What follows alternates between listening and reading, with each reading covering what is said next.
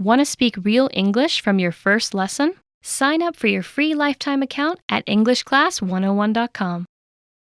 Hi everybody, my name is Alicia. In this lesson, I'm going to talk about borrowing and lending expressions. I'm going to share some sample requests you can use for borrowing and lending things, and I'm going to introduce some time expressions you can use with these requests to make more specific questions. So let's begin.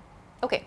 First, I want to look at a category for expressions you can use when you want something. So you want to receive something, in other words. Let's look at the first sentence here then. So it's, will you lend me your car? Here we're using the verb lend, and the person receiving the item follows the verb lend. So in this case, me. Who is receiving it? Me. I am receiving it.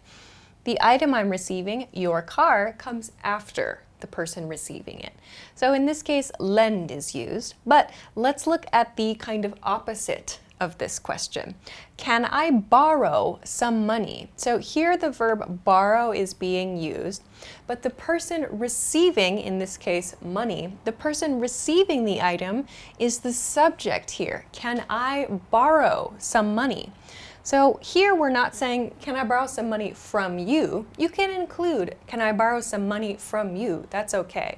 But here it's understood. We understand the speaker wants to borrow money from the listener. So this is a key difference. When the verb used is lend, the person receiving the item is the object of the verb. However, when the verb is borrow, the person receiving the item is the subject. So this is something to keep in mind. Let's look at some other examples. Here, I'm not using the word lend and I'm not using the word borrow. Here I'm using use. Can I use some item for a minute? So this specifically includes a verb. What am I going to do? I'm going to use the item. So can I use your pen for a minute? Can I use your computer for a minute? Can I use your phone for a minute? For a minute means a short period of time. Literally, it means 60 seconds, but this indicates just a short period of time, about a minute perhaps. Another one, if you don't want to use will or can, you can also use just a simple please statement. So this is not a question, but please lend me something, something, something. So please lend me your car. Please lend me your pen. This sounds quite formal, actually. Please lend me. Keep in mind, though, we cannot use please borrow. We can't say please borrow me. That's incorrect. We can only use lend here. Please lend me something. Okay. Let's go, though, to the next category here, which is borrowing and lending for someone else. So in these sentences, I've included you and me as the basic pattern. However, if you're talking about someone else or you want to ask person A for something for person B, how do you explain that? Let's look at these examples. First, similar to this, will you lend person your item? So this is very similar to this pattern here. I've replaced me with person here. So will you lend your classmate your pencil? Will you lend your teacher the paper?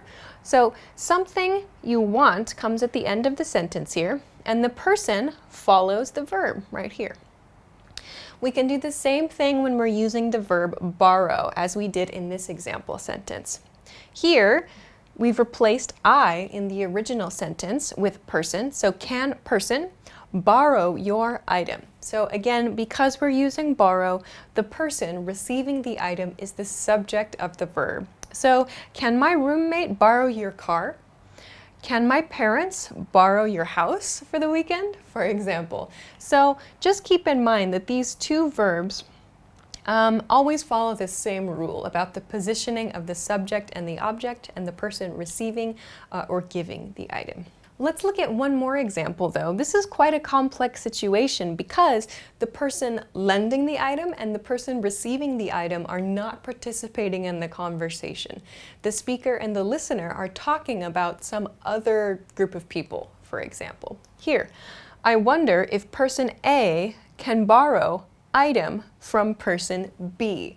So here we need specifically to describe who is person A And who is person B? They're not participating in the conversation. So I wonder if my dad can borrow a tool from my uncle, for example. So these two people are not participating in the conversation, but we're discussing the possibility. This is how we would do it. This is one example of that. All right, so just to recap then, these are kind of the simple requests that I'm using and that you can use when you're doing borrowing and lending conversation practice. So can I, will you, and please. You'll notice please is not made as a question. Please is just a statement. Can I and will you are actual questions there. So just remember, can I borrow, will you lend? Because the subjects of the sentence indicate different people are receiving and giving the item.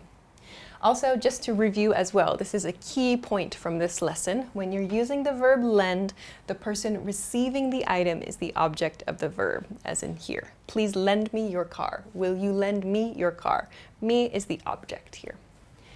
When you're using the verb borrow, the person receiving the item is the subject of the verb, as we saw here.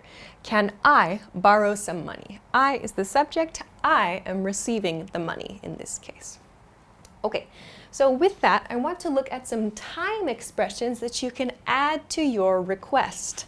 So I talked about it in this point here. Can I use something for a minute? That's an example of a time expression we can use to make our request a little more specific. So I've used two kind of patterns here. The first group uses for, the second group uses until. So remember, we use for a period of time, a time period, a length of time, in other words. Here, for a minute, I talked about before. For a bit is a casual way to say a short period of time. For a sec is short for a second, also a very short period of time. Literally not a second, 1 second, but very short period of time. Here specifically for a week and for a year. So these are just some examples of lengths of time you can use to add to your request. In the other group, until. Here we see some situations that might happen that would cause the speaker to return the item they have borrowed or to return the item they have been lended. So, can I borrow your car until I get a new one, for example? Or can I borrow your calculator until I find mine? So these sentences, or rather these time expressions show, for example, can I borrow your calculator until I find mine? Means at the point in time I find my calculator, I will return your calculator to you. So until I find mine shows that. Another one, until I can pay you back. This would be used for money. So we talked about here, can I borrow some money until I can pay you back? It's quite a risky question perhaps, but until I can pay you back is one example. Here are some more specific ones with time. Until tomorrow, so until this point in time. Until the test, so again a specific point in time. So we can use until and for with our requests for borrowing and lending. I hope that that helps you make some more specific questions. Anyway, those are all the things that I want to talk about for this lesson. If you have any questions, comments, or would like to practice making sentences or requests, please feel free to do so in the comment section of this video. Of course, if you like the video, don't forget to give us a thumbs up, subscribe to our channel, and come check us out at EnglishClass101.com for other good study tools. Thanks very much for watching this lesson, and I will see you again soon. Bye!